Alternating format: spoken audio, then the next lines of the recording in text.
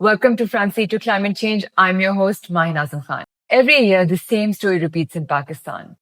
Floodwaters swallowing towns, displacing families, and destroying crops.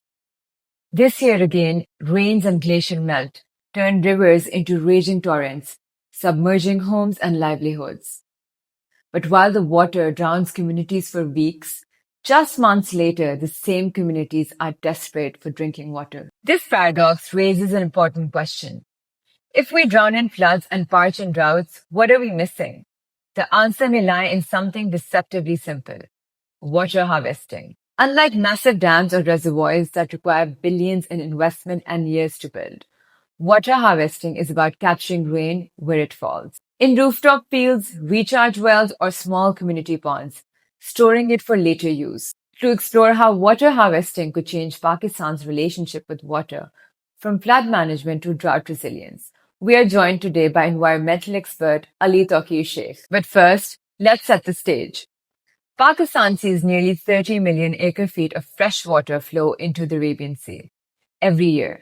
While this outflow is part of the river's natural course, it also represents some of the water that could help irrigate farmland or sustain cities for months. Without systems to capture and store it, much of the resource slips through our hands. Could water harvesting turn this crisis into an opportunity? Stay with us. Assalamu alaikum, Sheikh Saab. Thank you so much for joining us. So for our viewers who may not be familiar, could you please explain what water harvesting is and why do you think it's relevant to Pakistan? Water harvesting is what exactly it says, harvesting the rainwater, which means when it falls on the ground or on the surface, can you save it for subsequent use or for different purposes? Every surface can be used to preserve or conserve that water. A rooftop, a parking lot, a cricket ground, a national or a provincial park, hockey ground in any school, any field, any area can be utilized for this. And the technologies used for this are very simple. They're not rocket science. Just the way you have a water bore, where you extract water, you'll have a small boring with a little bit of change that will channel the water in the ground. And it does, then you add some stuff to purify it as it goes, and they're not very expensive, like sand and something small. And you can have basically a well, a storm drain in a city. Municipal administration can use that purpose. So what is the purpose? That as it rains, you save a percentage of water for subsequent use. For example, in my house, I can use that water to water my plants, small garden, flush, not for drinking, and not for such purposes that require clean water. But otherwise, if you have a cleaning function in the house, it can be used. And not just that, as you recharge groundwater, the surface goes up and up and up. In monsoon, it jumps up. So in city like Lahore, where you are based, it used to be 30 years ago, water at 20 feet, 30 feet, 35 feet. And now it's 80 feet, 100 feet, 200 feet, right? As a city, when you begin to recharge, the water level will go up. Now, take it to a bigger level. Let's say you have surplus water. The surplus water, for example, in the rainy season like we're having right now. Let's say you channel that water to depressed areas, such as some areas in Sheikhupura. And as you go along the Indus River, people have identified 13, 14 places. There are large areas are depression areas. When you channel this water there, it can do two things. One is it'll take care of the peak of the flooding. Right now, Pakistan infrastructure is very precarious because the peak is very high. So it makes it blunt. So that's first. It becomes a kind of insurance against high peak. Second, it is used to recharge the groundwater. And you know, almost 50% of Pakistan's agriculture water comes from groundwater. And if you could recharge during rainy season or when you have the water, and steadily the water levels will start going up, and the reliance that we have on the surface, on the groundwater, will begin to become more reliable and less precarious. So that's essentially long and short story of it.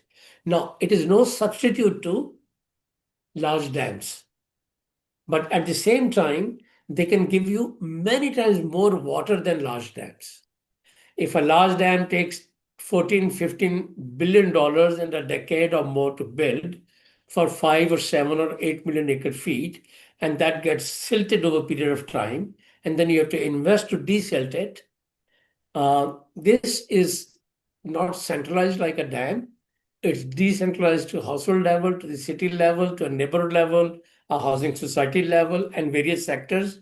Industry can do it, commercial users can do it, agriculture users can do it, decentralized, but it can give you many more fold water than dams can. So it's the cheapest alternative to the dams, um, uh, but it will still leave a lot of surplus water in rain, because the rainwater that we are getting in high season these days, this is too much, because rainwater harvesting is slow. You cannot save with the same speed it comes. So there are technologies to speed it up, but they'll still not be as efficient. So that's a very long answer, but I hope to your viewers I have explained what role it can play. Thank you so much for this comprehensive analysis. And my next question to you actually was that how does this differ from traditional water storage techniques like dams and reservoirs? But you answered that as well. So thank you for that. Any of your listeners can go to YouTube and see small techniques for individual users and households, large scale in under practice in India and many other water scarce countries. The purpose is the cheapest ticker to water security to the household level. Thank you so much for sharing these links as well. And I would actually like to enhance my knowledge as well. And I will definitely watch these links as well. So, if anything this year has proved to us, that is that we have to actually invest in comprehensive water management techniques, because floods and climate change, these two things, they're not going anywhere, and they're linked hand to hand, they're linked with each other as well. So, my next question to you is that this year we've seen that floods have literally swept away towns and villages. How can collecting rainwater help stop floods and save water for dry months as well? See, the quantity of water and the suddenness with which it comes and the velocity it has, groundwater recharging cannot protect the towns and villages and households from that. For that, you need a different kind of techniques and technologies, such as diverting waters.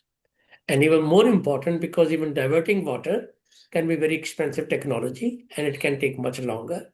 And over a period of time, it may not be sustainable. The best alternative is not to fight with gravity.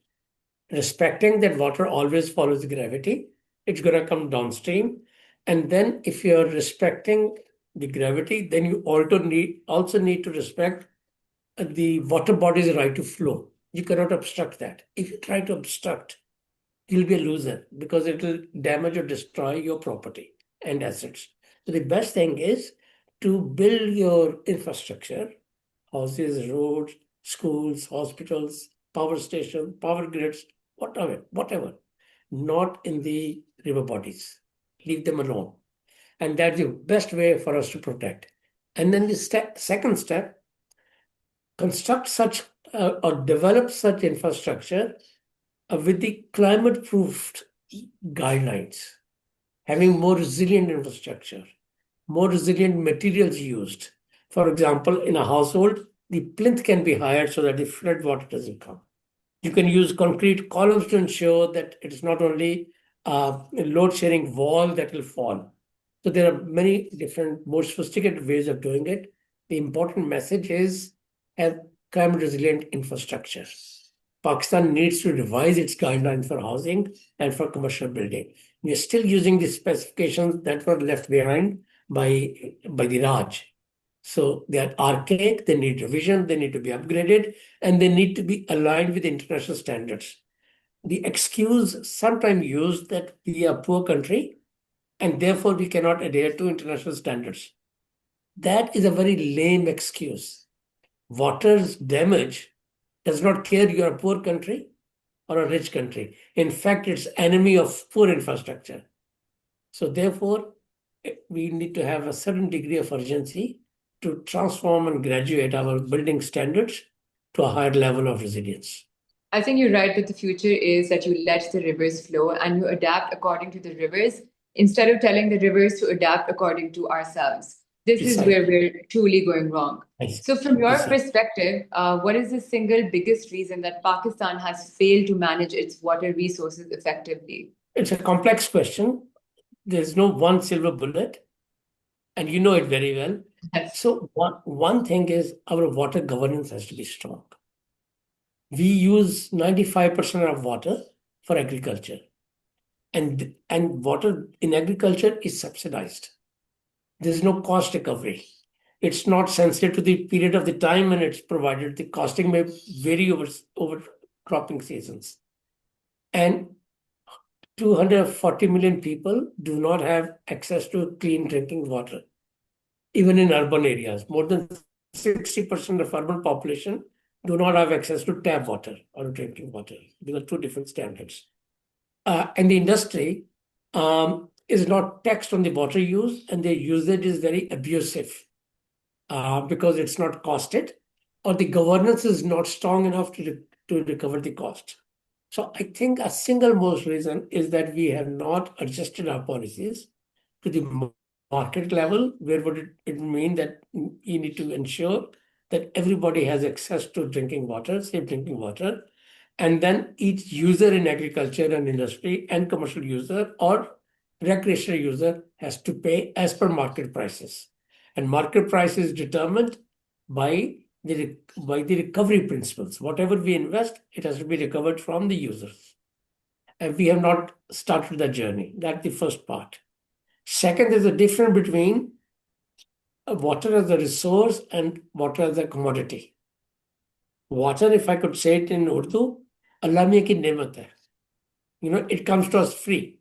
So if we don't touch it, it's a resource.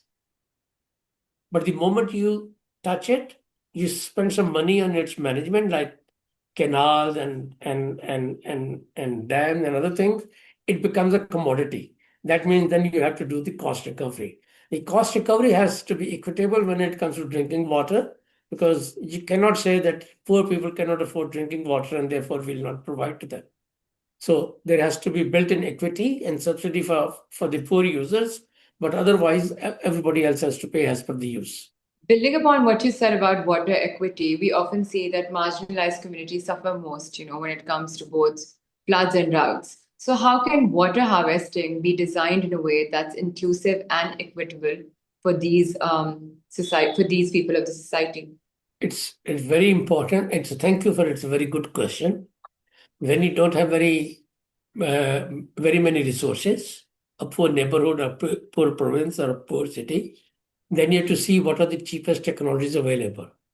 If you're living in Parker, you're already below the poverty line, undernutritioned, with stunting babies, then for you, rainwater harvesting will be the cheapest industry. And that's where the governments come in with prototypes, models that are more efficient in water conservation, that provide some technical assistance to people to collect that so that their dependence is reduced. And second is that we know that with climate change, the surface water evaporation is increasing. As the temperatures increase, so would be the evaporation in canal systems and dams and others. Therefore, a lot of our storage has to be a covered storage. Just the way your water tank at home is covered, we'll need to think that a lot of water supply to agriculture can it be covered. If cost recovery is the principle, then we'll have to see that how can we reduce the cost of water loss in the system. And Pakistan's water loss in the system is very cruel. It's almost more than 50%. So we lose half of our water in the system. So we can't even recover the cost of this. So in that sense, Pakistan is not truly short of water as much as Pakistan is more inefficient in water conservation. So that's where the different technologies that you're asking about become more relevant. I think it's water conservation, governance, and implementation. All these three things have to go hand in hand. And if anything, we should take this year as our biggest lesson. Where do you think that Pakistan stands in terms of policies or initiatives on rainwater harvesting? Do you know any success stories at the local or provincial level that you would like to tell us about? There have been many small-sized, localized success stories. A government institute, PCRWR, has tested groundwater in different cities, including Islamabad, and they have successfully shown that how rainwater harvested is increasing the water table and reducing the scarcity. Such innovative practices need to be upscaled and scaled out. The cost is not very high. So as a matter of principle, what we can say that whenever we allocate resources to any district or sub-district tehsil level, we need to build in some resources for water management and rainwater harvesting, particularly in arid zones, in non-agricultural or non-Indus zones, where water scarcity is very acute. Small investments, a few lakh rupees to each community, can help us bring their water security back where it was some years ago. And the starting business would be two levels. One is household technology that has been part of our tradition in Tharparkar, in Cholistan, other water scarce areas. That's one. And second is also groundwater charging that we have over pumped. And this pumping has become a little bit more excessive because of solar pumping. That means that nobody has to pay electricity bill, and therefore there is over pumping, and that needs to be regulated. And then, of course, then there are other technologies, but they'll be connected with water cost, water pricing, because water is free. People have this habit of flooding the crops. When water is available to them, they are unsure, insecure whether or not water will be available to them again. So they overwater. There's no return, economic return on that excessive use of water. So we need to come out of that practice by introducing water meters at that level. And then there is, you may have seen pipes that is called drip irrigation. And Israel is the world leader in precision agriculture, means that pipe goes along the roots of different plants, and they monitor based on a chip. And now AI can do that function. And then they release the drops that are necessary, not even excessive drops. So when it comes to conservation, there are many good practices globally that countries are following. It is important for us to learn from those practices and pilot them at large scale. It is indeed important for us to actually follow suit and pilot these different strategies. And I think the first step should be that we carry out different risk and assessment strategies in different regions, because every region will have its own different fair share of problems and fair share of solutions as well. While you also listed these practices, another thing is that collaboration is the key. Like every factor and every member of the society has to come together to play its part, especially when it comes to climate change. So, what role do you think local governments, industries, and households can play, and how do we incentivize them? There are no stronger instrument than economic instruments. It is a cost recovery. It's just like electricity. When we pay, we switch off lights. When we pay, we don't use extra air conditioners. It's like petrol. We save on driving unnecessary. We pool our cars.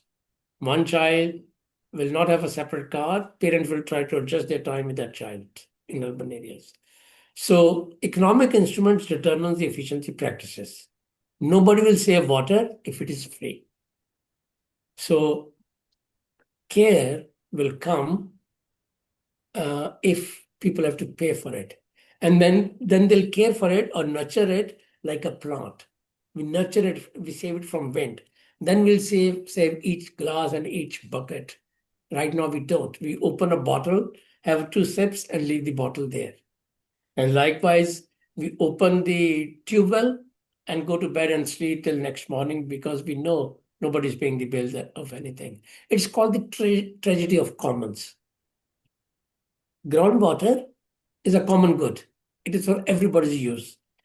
If you have a piece of land and I have a piece of land, if you extract water, you may well be extracting water from my piece of land also, right? So your use or overuse deprives me. And because we can't see it, it's not as transparent. And therefore, larger farmers tend to use more water, and that water is oftentimes used at the cost of smaller farmers. Equally true in urban areas where a canal or a house will be using more water, extracting with a bigger pipe from the ground, and its neighborhood smaller houses will be losing their water table. So, in order to bring greater transparency and accountability, pricing instruments have to be introduced.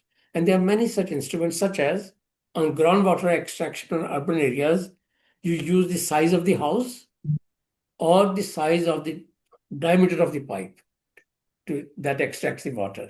And that serves as the basis for taxation. A canal house should be paying more than a five marla house. So this can be fine-tuned, but such examples are only to illustrate that it can be refined. Equally true about in agriculture. When you use solar pumping, that means there's no price in extracting. You could be extracting a lot of water, selling it to other and making money only because you have solar and your neighbors don't have solar. So what can the government do as a regulator? The government role is that you put a premium price on the use of solar for groundwater extraction based on the diameter of the pipe. And that way, or you control electricity at night so that people don't use it. So several instruments have been used, but the most important instrument will be pricing mechanism and bringing fairness and equity in the process so that it does not favor the larger farmers.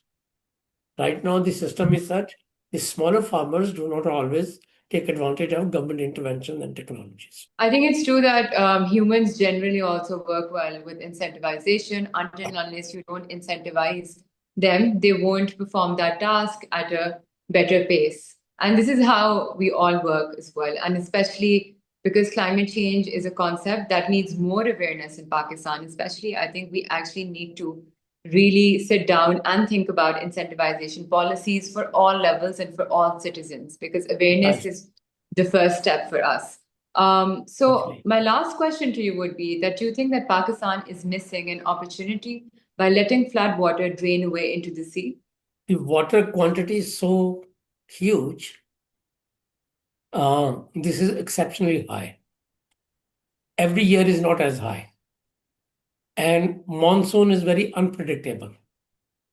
You can have cloudburst in Chakwal this year, and maybe there'll be no cloudburst next 20 years. So you cannot build dams and reservoirs in every nook and corner. In any case, you cannot build dams in plain areas of Punjab and Sindh. Dams can be constructed only in the mountainous areas. And Pakistan is presently constructing about 12 such dams. There's only one dam that became controversial, that was Kalabagh Dam. Other than that, there's unanimity in the provinces that these are the structures that we have to develop. Now, this excess water is very useful when it floods in the agriculture areas.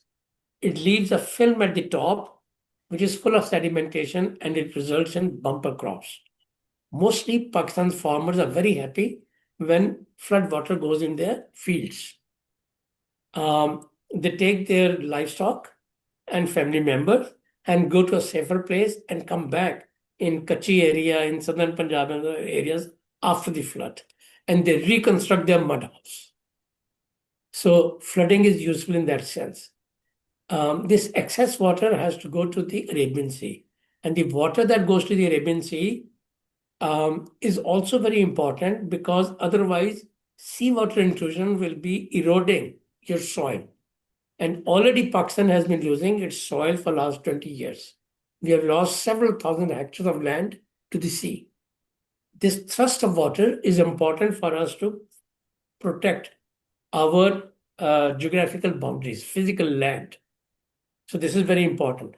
And when it flushes, it gives different kind of water in the coastal areas of water, which is very good for aquatic life, which is Pakistan's export commodity, but also used domestically in Pakistan. Very important for the rural poor in the coastal areas in Sakhar, Badin, and Thata, who are otherwise undernutritioned. So it's an important source of nutrition for them. Fish is very full of nutrients. Having said that, this water should not worry us. Its management should worry us. And we should use as much of it. I feel very lucky if you can use 5 or 10% of this water in rainwater harvesting. All of the water has to go, need to have a safe passage, as you mentioned earlier. Presently, water does not have a safe passage. We don't accept the gravity, we don't accept the right to life, and we don't accept its shoulder. River's shoulder is the most important part of river. And the Pakistani laws says anywhere the water is visited, that high point is water's right. And then 200 feet from that, there cannot be any construction. So that gives water a plenty of space to flow. Even this magnitude of water flow that we are seeing this year would not have caused any damage if we had not constructed or over-constructed ourselves in low-lying areas. So the lesson for the future is very simple in my mind, in 1 minute. Pakistan's population today, 240 million. Pakistan's population in 2047, 480 million. Twice as many. People living below the poverty line, 47%, which means 120 million people right now. People living below the poverty line in 2047 with the business as usual, exactly the same number as we have total number of population, which is equivalent to Punjab's population. And all these newborn babies will be born in poor neighborhoods, in low-lying areas. Their structure, their housing, their infrastructure, their education, their schools will be vulnerable. And lesson for Pakistan is only one. Identify flood zones, identify higher level land use planning zones for construction. All future housing should be there, so that all newborn babies that will be born in poor families are not born in vulnerability, they are born in safety. So with a view of 25, 30-year planning, I think we can begin to have a different kind of perspective where our new housing, our new population will live. This population is struck, already locked into poverty and vulnerability. We need to create instruments to protect them. But for the future ones, we should say we can do better than what we have done so far. And I'm sure as a country, we can do much better than we have done so far. I agree. As a country, we can do much, much, much better. And Pakistan's future actually now lies in better development and in better planning, and of course, most importantly, in better implementation. Thank you so much for your time, Sheikh Saab. Ali Saab and global examples remind us water harvesting is not a distant idea. It is an approach that Pakistan has yet to adopt at scale. The floods we see today could help build tomorrow's water security, but only if they're better managed. From simple rooftop systems to community ponds, from urban recharge wells to provincial initiatives, a range of options already exist. What remains is greater awareness and commitment to making the most of every drop. That's all for this episode of Franci to Climate Change. I'm your host, Mahin Azam Khan. See you all next week.